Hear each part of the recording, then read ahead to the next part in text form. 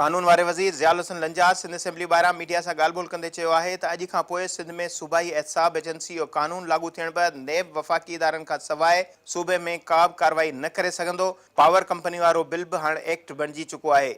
हमने नेब repeal ordinance 2017 नाफिज कर दिया है सिंध में।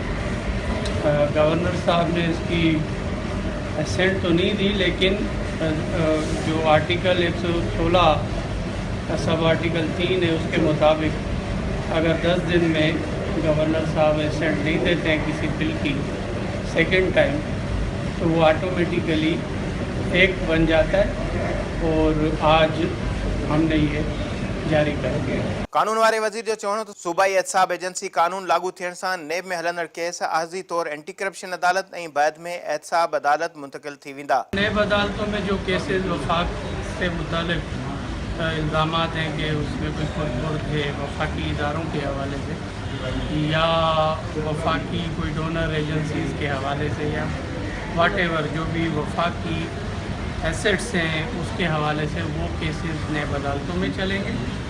बाकी केसेस जो हैं वो ऑटोमेटिकली फ़िलहाल एंटी करप्शन कोर्टों में आ जाएंगे। ज़ियाउल हसन लंजार एक सवाल के जवाब में चयो त शर्जील मेमन केस जो फ़ैसिलो कानून मूजिब थींदो, केस जो फ़ैसिलो वज़ीर ऐलान नथो करे सघे। अगर शर्जील साहब का केस नेब के कोर्टों में चलेगा तो वो कानून के मुताबिक वहाँ चलना चाहिए। अगर कानून के मुताबिक अगर सिंध अकाउंटेबिलिटी कोर्ट्स में चलना है उनका केस, तो वहाँ चलेगा।